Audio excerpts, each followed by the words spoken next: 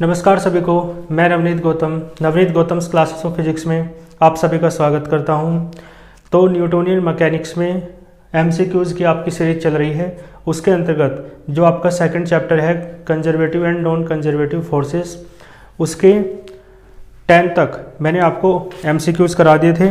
आइए 11 से देखते हैं। तो क्वेश्चन नंबर 11 आपकी स्क्रीन पर आप देखें क्या कह रहा है। एन एलिवेटर, ठीक है, एक एलिवेटर है वेटिंग, जिसका वेट कितना है 500 किलोग्राम, ठीक है जी। तो मास दे रखा है 500 kilogram. To be lifted up, ठीक है, लिफ्ट माने ऊपर उठाना, अप माने ऊपर है ना, एट ए कांस्टेंट वेलोसिटी, ठीक है। वेलोसिटी दे रखी है 0.20 मीटर पर सेकंड। तो पूछ रहा है what would be the minimum horsepower of the motor to be used. Minimum horsepower यानी आपसे पावर पूछ रहा है, ठीक है। और पावर जो आपको निकालनी है वो वॉट में नहीं निकालनी, आपको पता होना चाहिए पावर की जो यूनिट है, मात्रक है, वो वॉट होता है, ठीक है। तो वो यूनिट जो है इस बार आपको वोट में नहीं निकालना, पावर शक्ति आपको हॉर्स पावर में निकालना है, ठीक है।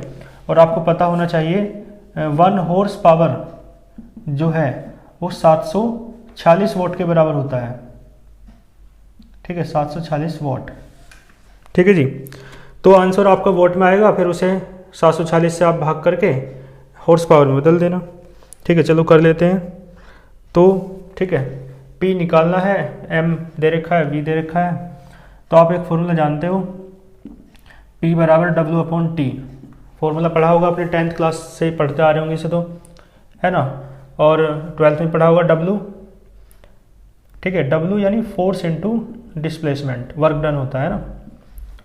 तो देखो F डिस्प्लेसमेंट अपॉन टाइम क्या होता है, वेलोसिटी, ठीक है। Displacement upon time interval velocity होती है, विस्थापन बटे समय अंतराल। तो P बराबर हो जाएगा F इंटू वी। F बराबर क्या होता है, M इंटू जी होता है, और V दे रखा है, ठीक है। ऊपर उठाया जा रहा है ना, समझ गए। तो ऊपर उठाने का मतलब क्या है, वर्टिकल बात हो रही है, मोशन। वर्टिकल मोशन में ग्रेविटेशनल एक्सेलरेशन लिया जाता है ना। F बराबर तो M में होता है, लेकिन ग्रेविटेशनल एक्सेलरेशन लिया जाएगा क्योंकि मोशन वर्टिकल है ना, ऊर्ध्वाधर। तो P बराबर M का मान 500 किलोग्राम है, G का मान देख लो 10 ही रख लो चलो, और V की वैल्यू दे रखी है आपको, ठीक है, 0.20। तो देखो,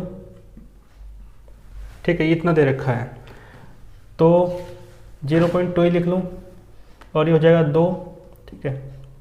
तो देखो 2 हो जाएगा और 500 तो नहीं 1000, तो 1000 वोट आया है, लेकिन वोट में नहीं दे रखा आंसर दे रखा है हॉर्स पावर में।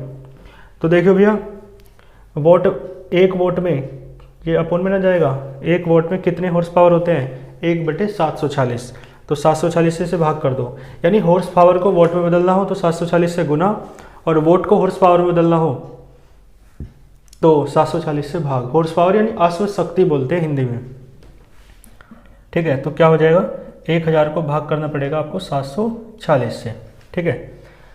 तो भाग कर लो 746 से, देखो क्या आएगा। 1000 को भाग कर रहे हैं 746 से, देखो एक बार चल जाएगी 746, ठीक है। 10 में से 6 गए 4, ठीक है जी। 9 में से 4 गए 5, और ये 9 बचेगा, तो 9 में से 7 गए 2, ठीक है जी। पॉइंट लगा लो, चलने का नहीं ना, ठीक है जी। अब थोड़ा ऑप्शन से पकड़ लेते हैं, 1 पॉइंट करके कुछ ऑप्शन जोन सा दे रखा है। तो 1.0 भी है, 1.2 भी है, 1.3 भी है, 1.1 भी है, सारे ऑप्शन ऐसे ही हैं सेम से। तो एक संख्या और कर दो, देखो कितने में चलेगा ये, 746, 7 दूनी 14, 7 या 21, 3 में चल जाएगा, ठीक है। देखो 3 6 18 का 8 का हासिल 1, 3 चौक 12 13 का, 3 का हासिल 1, 3 7 21 और 1 22। देखो इससे ज़्यादा नहीं चला सकते आप, ठीक है। 746 तिया चला सकते हो, 2 बार चलाओगे तो कम होगा, 1 बार तो बहुत ही कम हो जाएगा, 4 बार नहीं चला सकते, तो इतना आ जाएगा, ठीक है। तो इसका मतलब P बराबर कितना आएगा, 1.3 हॉर्स पावर।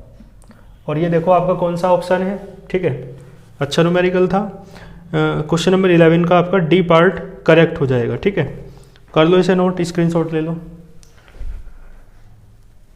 ठीक है जी। चलो इसके बाद देखो आप क्वेश्चन नंबर 12 पढ़ो, स्क्रीन पे आ गया होगा। क्वेश्चन नंबर 12 क्या कर रहा है, देखो कुछ समझ में आ रहा है, नहीं तो मैं तो करा ही रहा हूँ, लेकिन एक बार खुद करने का प्रयास किया करो, है ना। क्वेश्चन नंबर 12 देखो भैया, 2 springs A and B, 2 spring है ए और बी, और आपसे कहा कि के ए जो है ना वो बराबर दे रखा है 2 के बी के। ठीक है, के ए किसके बराबर है, 2 के बी के। Are stretched by applying force of equal magnitude, force जो लग रहा है स्प्रिंग पर है ना, स्प्रिंग को खींचने में जो बल लग रहा है वो दोनों का मैग्नीट्यूड परिमाण कैसा है, समान है। ठीक है, और फोर्स बराबर होता है क्या होता है, F इज इक्वल्स टू, ठीक है, इक्वल मैग्नीट्यूड है ना, तो स्ट्रेच किया जाता है इक्वल मैग्नीट्यूड से।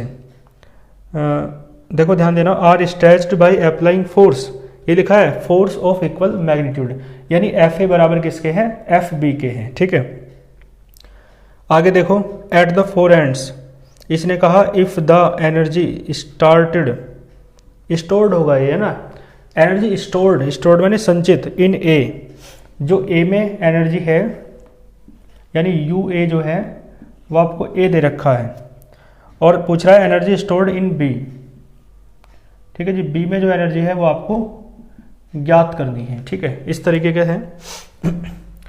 ठीक है जी, तो पहले आप यू का फॉर्मूला तो आप जानते ही हो, है ना, तो यू का फॉर्मूला आप जानते हो। एक बार बताओ, जब फोर्स सेम है तो वर्क डन भी तो सेम होगा।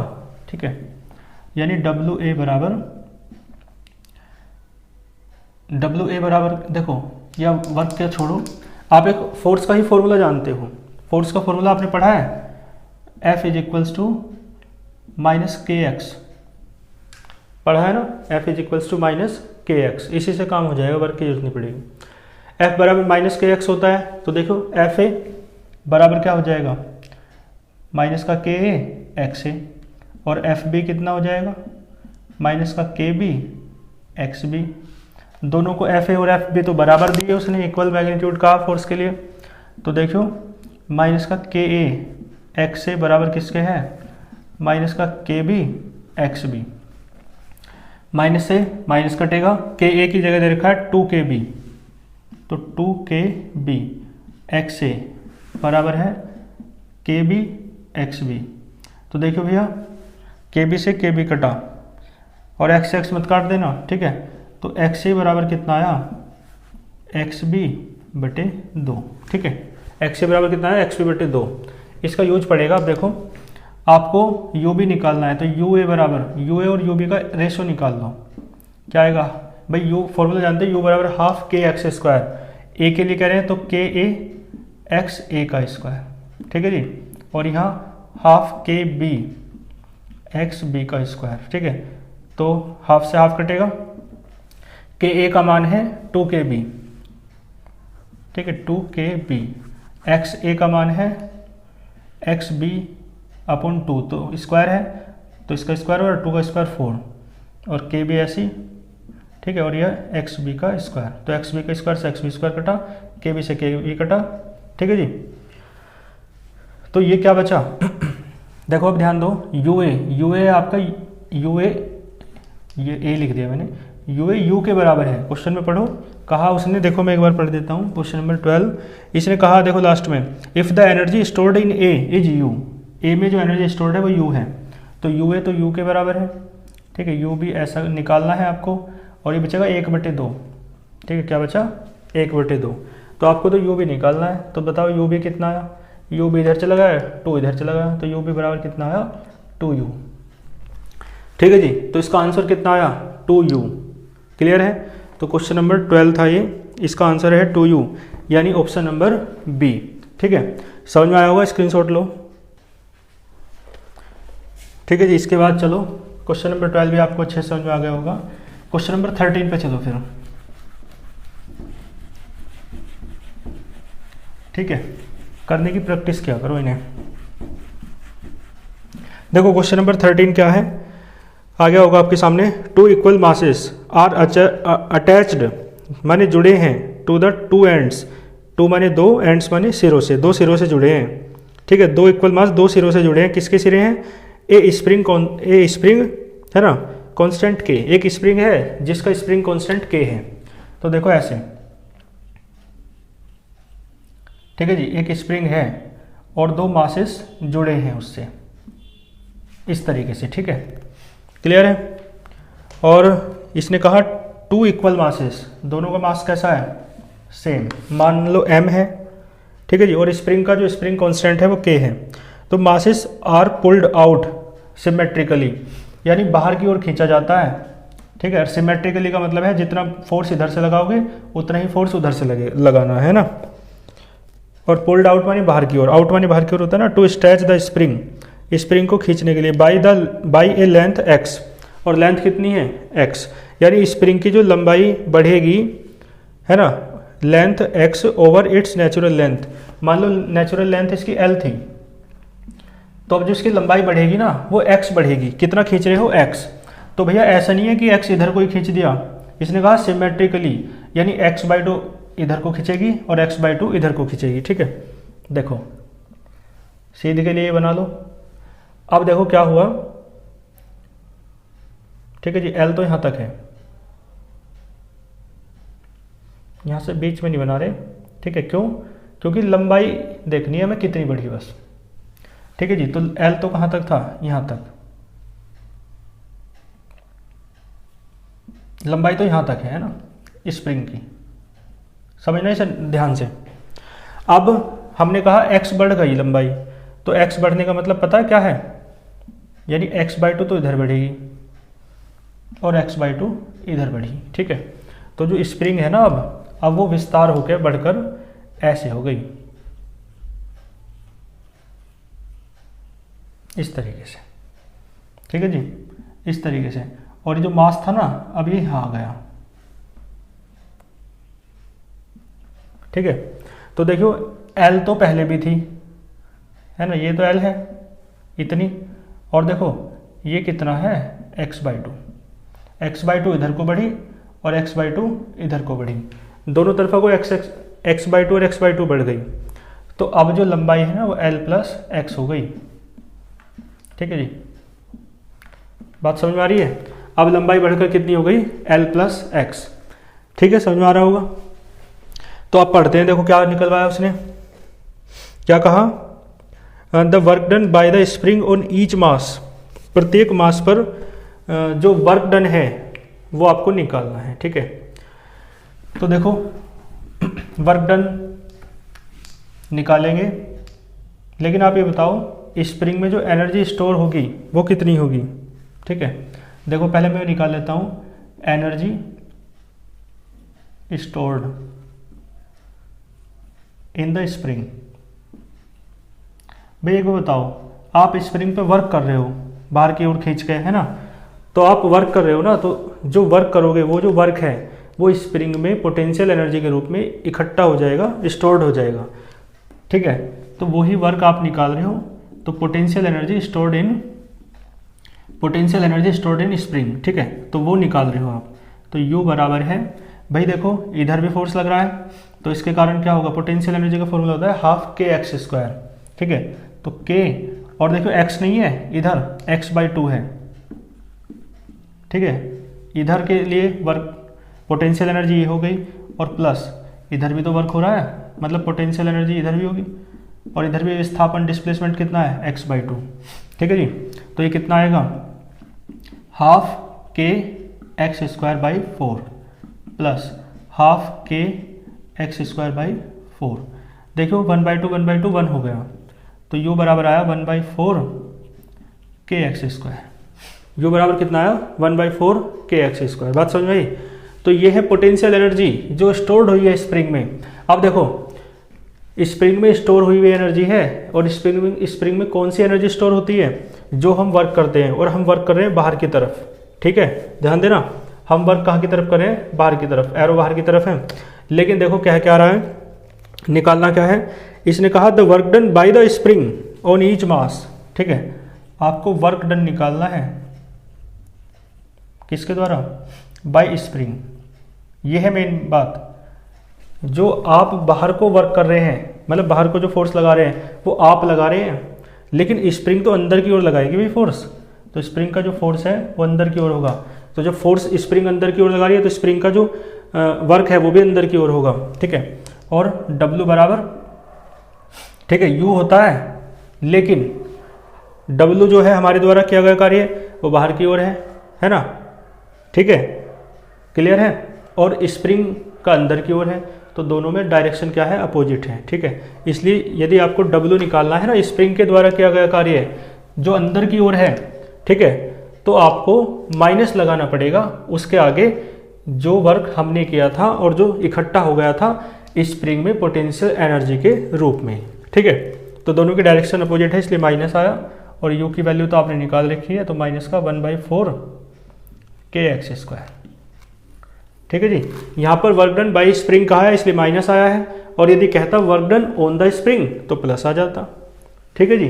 यदि स्प्रिंग पर किया गया कार्य हमारे द्वारा, तो हमारे द्वारा किया गया कार्य, ठीक है, तो प्लस आ जाता, और स्प्रिंग के द्वारा कह रहा है तो डायरेक्शन अपोजिट होगा, इसलिए क्या आया, माइनस, ठीक है। मैं आशा करता हूँ आपको समझ में आया होगा ये भी। तो ये आपका, ठीक है, इसका भी आप अच्छे से स्क्रीनशॉट लो, ठीक है जी। इसके बाद देखो नेक्स्ट पढ़ो फिर क्वेश्चन नंबर 14। क्वेश्चन नंबर 14 में देखो कितना आसान सा है, तो है ना, पढ़ा रखा है मैंने। इसने कहा the work done about any closed path, ये तो डेरिवेशन करा रखा है मैंने, है ना, मैंने लिखवाया था work done in a closed path या क्लोज्ड ट्रिप कितना होता है, 0 होता है, ठीक है। वर्क डन जो क्लोज्ड पाथ में या क्लोज्ड ट्रिप में कितना होता है, 0 होता है, ठीक है। ये डेरिवेशन भी करा रखा है मैंने, तो ये तो फैक्चुअल बात है, इसका क्या हो जाएगा, 0, ठीक है। और इसका 13 का जो सा भी रफ किया है इसका D हो जाएगा, और 14 का कितना हो जाएगा, 0, 0 यानी C, 14 का C, ठीक है। इसके बाद लास्ट क्वेश्चन है 15, पढ़ो इसे 15 को।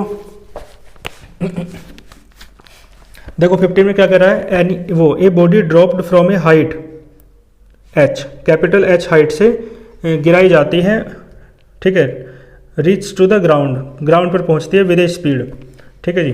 तो हाइट दे रखी है, देखो ऐसे देख लो, ये हाइट है, ये धरातल है, ग्राउंड, हाइट h है, यहाँ से छोड़ी जाती है तो u बराबर तो 0 होगा, ठीक है।